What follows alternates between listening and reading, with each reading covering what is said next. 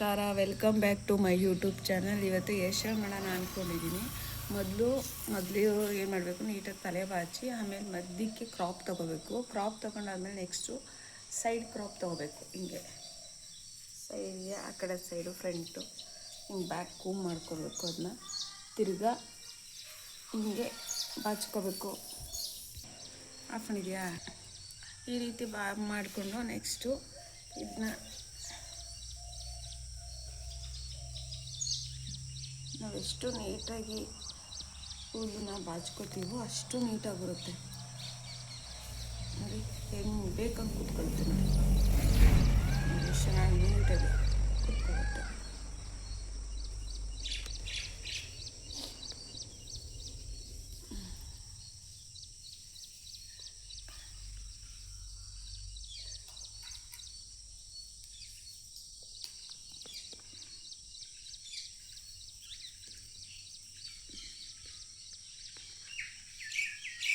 ಎರಡು ಸೈಡು ಇದೇ ರೀತಿ ಬಾಚ್ಕೋಬೇಕು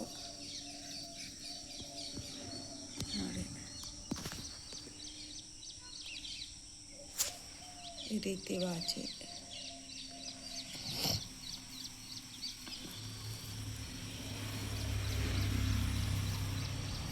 ಈ ರೀತಿ ಬಾಚ್ಕೊಂಡು ಈ ರೀತಿ ಇಟ್ಕೊಂಡು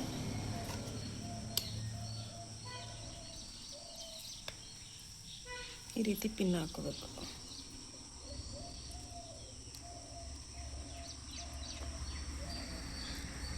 ನೆಕ್ಸ್ಟ್ ಲೂಸ್ ಏರ್ ಬಿಟ್ಟರು ಚೆನ್ನಾಗಿರುತ್ತೆ. ಲೂಸ್ ಏರ್ ಬೇಡ ಅಂದರೆ ಜಡೆ ಹಾಕ್ಸ್ಕೋಬೋದು.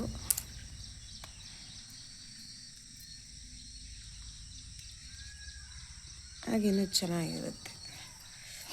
ಈ ಬೇಸಿಗೆ ಕಾಲದಲ್ಲಿ ಲೂಸ್ ಏರ್ ಬಿಟ್ಟರೆ ಹೇರ್ ಡ್ಯಾಮೇಜ್ ಆಗೋದು, ತಿರ್ಗಾ ಸೆಕೆಯಲ್ಲಿ ಹಿಂಸೆ ಅನಿಸೋದು ಎಲ್ಲ ಆಗುತ್ತೆ. ಆದ್ದರಿಂದ ನೀಟಾಗಿ ಹೇರ್ನ ಬಾಚ್ಕೊಂಡ್ರೆ ತುಂಬ ಚೆನ್ನಾಗಿರುತ್ತೆ.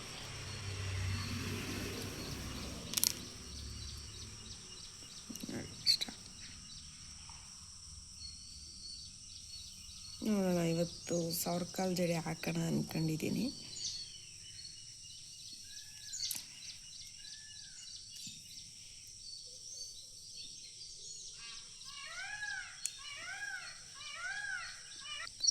ಸಾವಿರ ಕಾಲು ಜಡೆ ಹಾಕ್ಬೇಕಾದ್ರೆ ಹಿಂಗೆ ಸ್ವಲ್ಪ ಸ್ವಲ್ಪನೇ ತೊಗೋಬೇಕು. ಹಿಂಗೆ ಇಷ್ಟಿಷ್ಟೇ ತುಂಬ ನಿಧಾನ ಆಗುತ್ತೆ. ನಿಧಾನಕ್ಕೆ ಇದೇ ರೀತಿ ತಗೊಂಡು ಜಡೆ ಮಾತ್ರ ಚೆನ್ನಾಗಿ ಕಾಣಿಸುತ್ತೆ.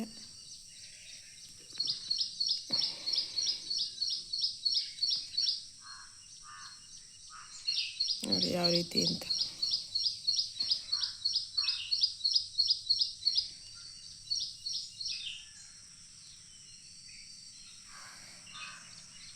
ಆಮೇಲೆ ಕೂದಲು ದಪ್ಪ ಕಾಣಿಸುತ್ತೆ. ಅದು ಅತಿ ಟೈಟ್ ಗೆಣಿಯಲ್ವಲ್ಲ, ಅದರಿಂದ ದಪ್ಪ ಕಾಣಿಸುತ್ತೆ.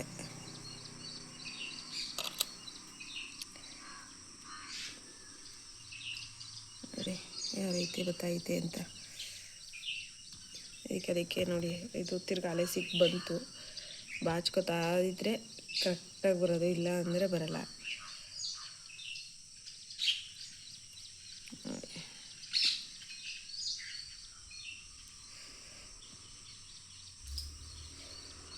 ನೋಡಿ ಯಾವ ರೀತಿ ಗೊತ್ತಾಯ್ತೆ ಅಂತ.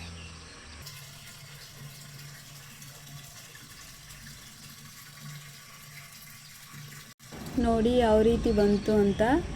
ಈಗ ಫುಲ್ ವಿಡಿಯೋ ನೋಡಿ, ಸಬ್ಸ್ಕ್ರೈಬ್ ಮಾಡಿ, ಲೈಕ್ ಮಾಡಿ, ಕಮೆಂಟ್ ಮಾಡಿ. ನೋಡಿ ಫೈನಲ್ ಈ ಲುಕ್ ಬಂತು ನೋಡಿ. ಈ ರೀತಿ ಇದು 1000 ಕಾಲು ಜಡೆ ಈ ಥರ ಇಡಿದ್ರೆ ತುಂಬ ಚೆನ್ನಾಗಿರುತ್ತೆ, ನೋಡೋಕ್ಕೆ ಚೆನ್ನಾಗಿರುತ್ತೆ. ಮಕ್ಕಳಿಗೆ ಒಂಥರ ಚೆನ್ನಾಗಿ ಕಾಣಿಸುತ್ತೆ ಹೊರಗಡೆ ಹೋದಾಗ.